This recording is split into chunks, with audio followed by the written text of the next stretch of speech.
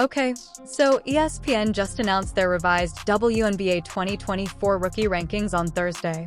It's unbelievable, and I don't understand how they arrived at this conclusion, as rookie Caitlin Clark of the Indiana Fever came in at number 2 on the list, while Angel Reese of the Chicago Sky came in at number 1. None. Caitlin Clark is a phenomenon. And if I said to any of these people who think Caitlin Clark is not the Rookie of the Year, I'd say, who would you want to start your franchise with? Now, I'm not going to put Asia Wilson in there. I'm just saying between these two. Angel Reese is a wonderful player, but she does not compare to what and who Caitlin Clark is when she's on the basketball floor. This is getting out of control.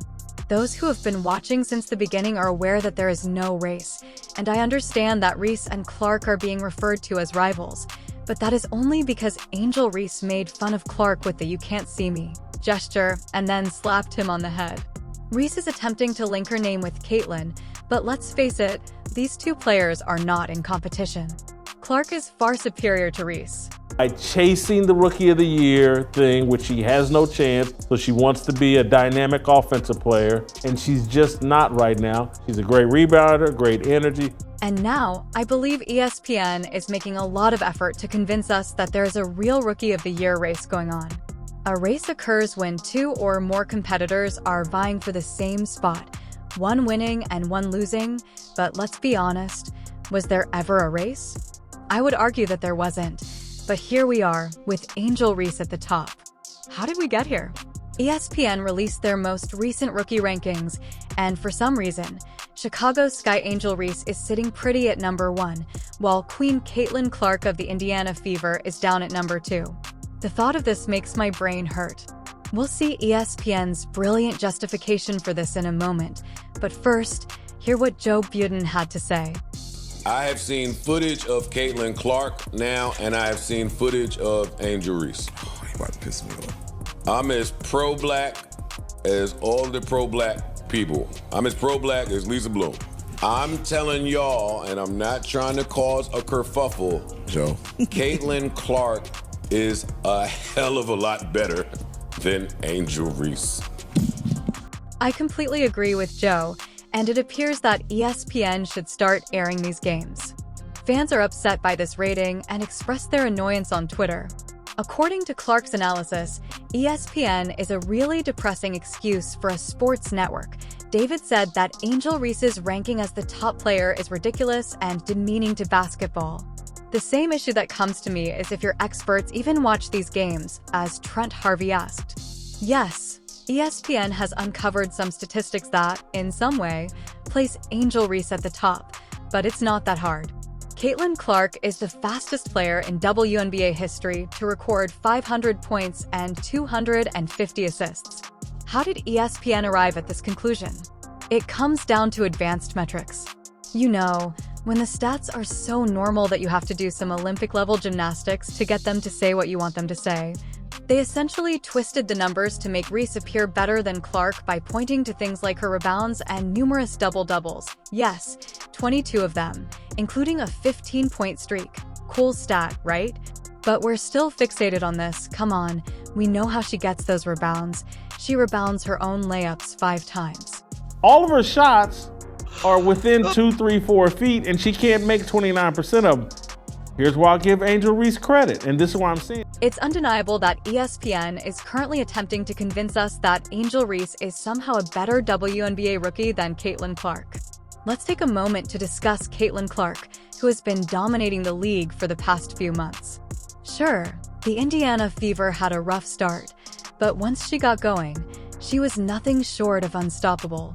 Now, anyone who has paid any attention to this season knows that Caitlin isn't just the most talked about player, she's easily the most talented and influential rookie on the court. It's not even up for debate, but apparently the people at ESPN missed the memo, or perhaps they have simply been skipping their WNBA viewing parties because they're still promoting this narrative. Though ESPN seems intent on making Reese the headline, Caitlin's performances have been electrifying, game-changing, and nothing short of extraordinary. Let's compare some fundamental facts, shall we? This one is too good not to laugh at, people. Caitlin Clark is superior to Reese in practically every way, but here's the thing. Even though Reese is 4 inches taller than Caitlin, she averages more blocks each game. How in the world does that even happen? How is this even a conversation? While ESPN is trying to convince us that Reese is the best dog, come on, it's almost like a comedy show at this point. And let's not forget that Angel Reese has the lowest shooting percentage in the league from within 5 feet. Clark is out there defying the odds and shutting down opponents like it's just another day at the office. ESPN simply ignored that. We haven't talked about it in a minute, Lisa, but you have to wonder how much Kennedy Carter not being here is really hurting Chicago tonight. Kennedy a guard, but so effective in the paint. And Boston now has gone back-to-back. This point cannot be emphasized enough. The Chicago Sky are actually worse this season than they were the previous season without Angel Reese. Of course, it is not her fault. She is having a respectable season, but how in the world is ESPN going to claim that Reese is worth more wins than Caitlin Clark? The Indiana Fever, for example, could lose every game remaining in the season and still finish better than they did the previous year. That's the kind of impact Caitlin Clark is having. She is practically dragging the Fever to a new level all by herself. There is no logical way to argue that Angel Reese has had a greater influence on her team or the league than Caitlin Clark, and we all know deep down that if these rankings made Angel Reese hopeful of winning Rookie of the Year, Caitlin Clark just shattered them again. Trust me, it's done. After all, we all have eyes and watch the same games, so nobody can really compare the resumes of these two and conclude that Reese is the better rookie. The Sky aren't even guaranteed a spot in the playoffs, and the Fever are making a push after winning just 13 games last season. The game may have started close, but once Caitlin Clark and the Fever got going, it was all over for Chicago. Caitlin Clark just put the final nail in the coffin with a jaw-dropping performance in Chicago, and guess what? The crowd knew it too. Clark received a standing ovation after being substituted out with 352 seconds remaining. The Indiana Fever completely destroyed the Sky. As I always say, you can expect some records to break whenever Caitlin steps on the court. Meanwhile, where was Angel Reese? Oh, yes, she was essentially invisible on the court. Sure, she had 10 rebounds and 8 points, but let's be honest, she was a non-factor. Clark was on fire, going 8 of 14 from the field, 5 of 9 from three-point range, and dropping a huge 31 points. Oh, and did I mention that she set not 1 but 2 records tonight? Let's talk about what a true double-double looks like. Clark had 12 assists in addition to those 31 points, which is what we call having an impact. Come on, she couldn't make a shot to save her season.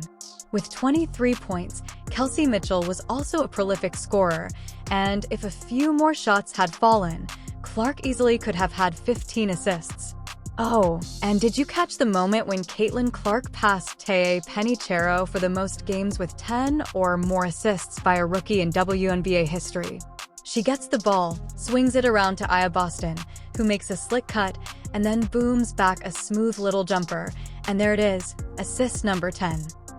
Game of the season, and an enemy territory gets this kind of salute as she exits the game. Is this enemy territory? Because I've seen a lot of Caitlin Clark jerseys in downtown Chicago today. And suddenly another record falls, followed by Clark from well downtown Bam, making threes like it didn't exist. The final score was 81, and Chicago supporters were shocked by what was expected of them. Angel Reese's night turned into a Caitlin Clark showcase, but let's not forget the dirty play that nearly ended the evening. A blatant foul on Clark caused Chicago's frustration to spill over, and it got ugly seriously. Sky does it.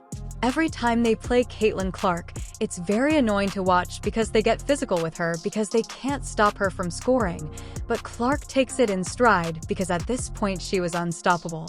By the time the final buzzer sounded, it was evident that Caitlin Clark is not only the best rookie in the WNBA, but she's also in the MVP conversation.